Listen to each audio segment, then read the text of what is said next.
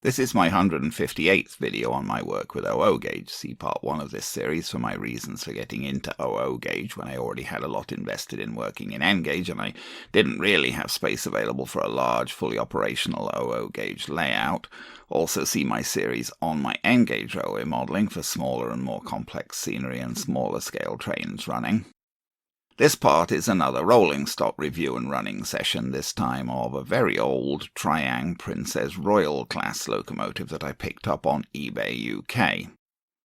I bought this model essentially as a piece of modelling history more than anything else. I have a couple of Hornby Princess Royal Loco models, one from 1993 and the other the latest tooling from 2021.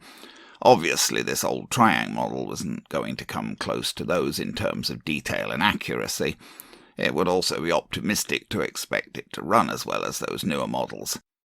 But the early Triang model of the Princess Royal class does hold a special place in modelling history.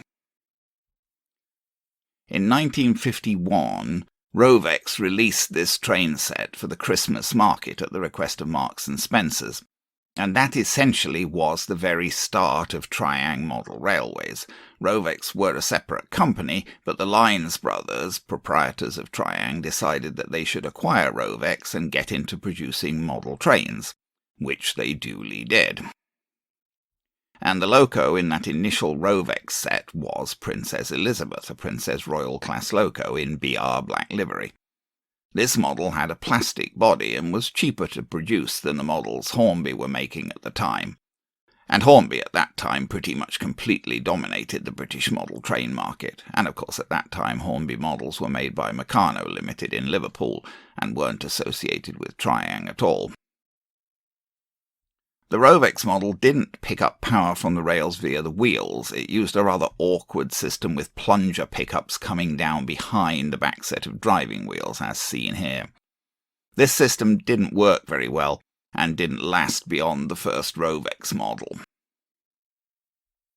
Here's a picture of the Rovex model together with a photo of the real Princess Elizabeth. It's pretty clear from this that the proportions of the Rovex model were all wrong. Both the loco and the tender were much too short.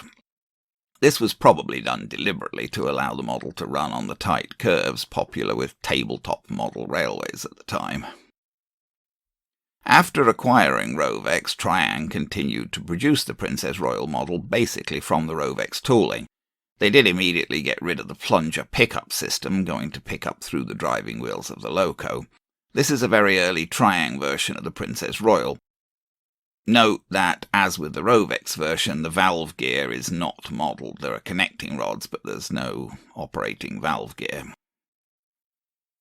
This is a slightly later Triang version, this time in crimson, although still with BR markings. Now modelling of the valve gear has been added. This version is pretty much the same as the one that I just bought, although I did manage to get mine in LMS livery, so it will fit in with my LMS pre-World War II prototype. Here's the model that I got. It went straight onto my workbench as it was obvious when the model was unpacked that there was quite a bit of damage to the paintwork, and I thought it would be worth trying to touch that up a bit right away. The model is made from pinkish plastic, and paint has been used to colour the areas of other colours, black, silver, etc. The paint around the top of the cab area was quite badly chipped. There was also substantial chipping of the paint around the smoke box and some sort of a crack. I'm not sure whether that's actually a crack in the plastic or just in the paint. I had an initial go at touching up the missing areas of black with a marker. This wasn't all that successful, but it did make the damage to the paintwork much less obvious from any distance. I got the model onto my little test track to check it out. It definitely wasn't completely dead, but it would barely run, so back to the workbench it went. I cleaned the plastic wheels of the tender using IPA on a cotton bud. This wouldn't have any effect on the running of the loco, but I thought I should do my best to remove dirt to spare my track. Given that the wheels were plastic, I didn't like to use any harsher methods of cleaning them. I got the loco itself into the servicing cradle and cleaned the wheels and pickups using my powered cleaning thingies and also a brass brush on a rotary tool and some fine emery paper. I tried the loco on the rolling road. It did now run fairly consistently, although it required quite a bit of power.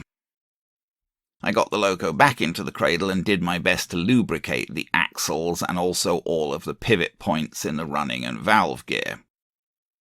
This did improve the running on the rolling road somewhat. I got out some black paint and had a go at improving my repairs to the paintwork. Back on the test track, the loco now ran fairly decently.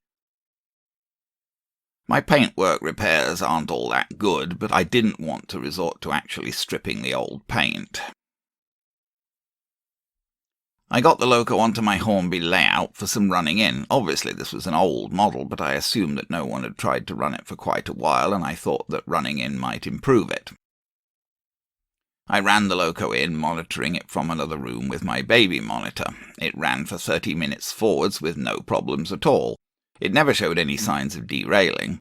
It almost completed the backwards half hour of running in, but after 25 minutes or so it started to slow down, and by the time I responded to the slowing down heard through the baby monitor and got back to the layout, the loco had stopped altogether.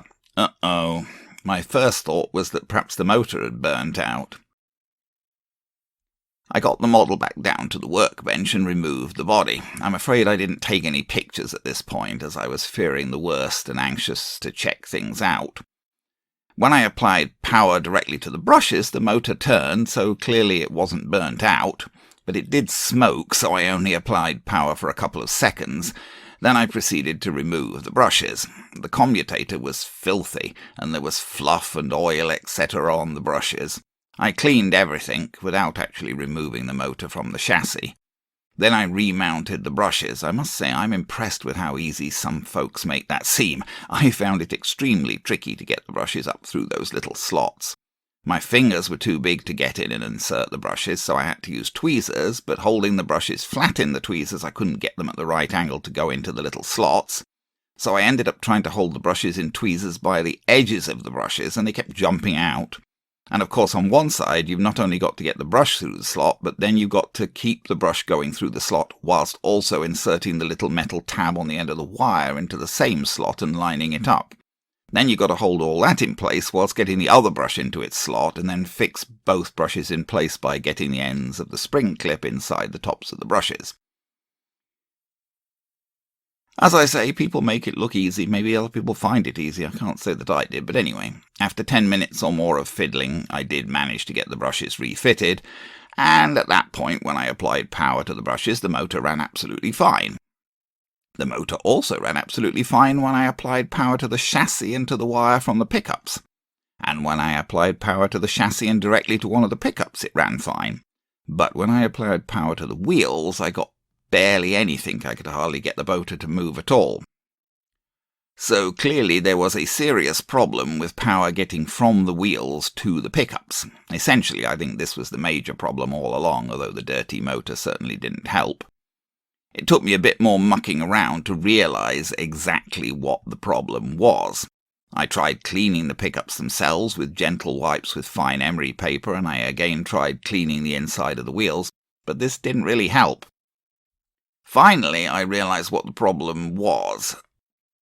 Only the outer metal tyres of these wheels were conductive, and the pickups were barely able to touch those metal tyres, as the inner part of the wheel, which was not conductive, was pushing the pickups away from the metal tyres. In fact, as you can see here, the ridge on the outside of the inner wheel has worn a groove right into the end of the pickup, so this pickup is getting pretty close to being dead. And it's only going to actually work and pick up power if that very end of the pickup manages to touch the metal tyre. The back pickup was having a similar problem, although it didn't seem quite as badly worn as the front pickup. What could I do to fix this problem? Well, a real permanent solution would pretty much require either completely replacing the pickups or seriously reinforcing them. But that wouldn't be easy. The pickups are riveted into the base plate and then wired up inside to one side of the motor. And there's very little clearance to add reinforcement without touching the chassis, which carries the power from the other side. it might be possible to solder a piece of wire or something to the inside of the pickups, making them stronger and able to hold something of a bend. But for now, what I did was to use a pair of needle-nose pliers to force the tyres back onto the edges of the wheels, so that the wheels no longer protruded on the inside, pushing away the pickups. I also tried to bend the pickups just a little bit so that they contacted the tyres a little further down. That worked for now and got the loco running again, powered through its wheels, but I'm afraid it won't be a permanent solution, as the tyres will work loose on the wheels again, and the pickups are already so worn that there can't be all that much more life left in them. But I did hook the loco up with a train, the same lighted coaches that I used in my last video with the Wren Coronation class, and the loco was able to pull this train round the layout for now. So let's see a little running video with this old Triang Princess Royal, although as I say, I don't think this is going to be a running model in the long term unless I can do something more substantial to fix that pickup issue. Alright, let's see if we can see a little running video of this Triang Princess Royal Princess Elizabeth running. You can see there, such as it is, how effective my fixing of the paint works. It doesn't look too bad. I don't know. It doesn't look too bad in this little viewfinder picture I'm looking at. Maybe when using it in the actual video it'll show up more. I know it's not a perfect fix that I did to the paintwork. That's not the least of our problems, though. The main problem is that pickup problem, which is... that's a biggie. So it's a bit of a dead man walking, this model, and unless I can do something more substantial to fix that pickup issue, it's not going to run in the long term, I don't think. But we'll see. Let's try and get it running now. Perhaps zoom out just a little bit so I can try and get it running without being so tightly focused. Famous last words, yes, there we go. We give it about 60%, that's 55% actually. Let's see how it goes.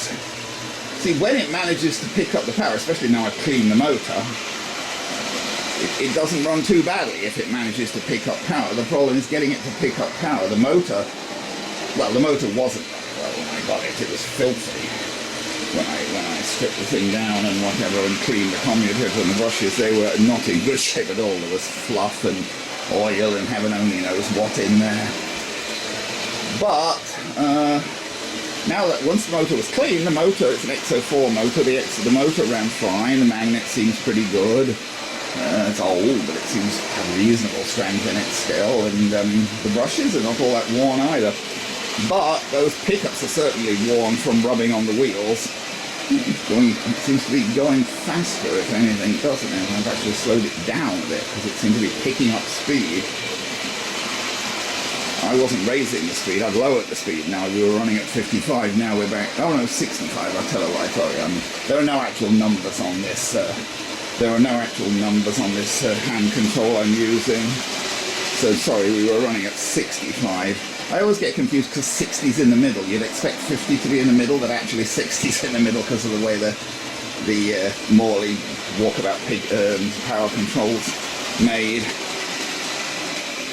So now we actually are at 55. Well, we were at 65 when we started, but he seems to have started to run progressively faster as we go along.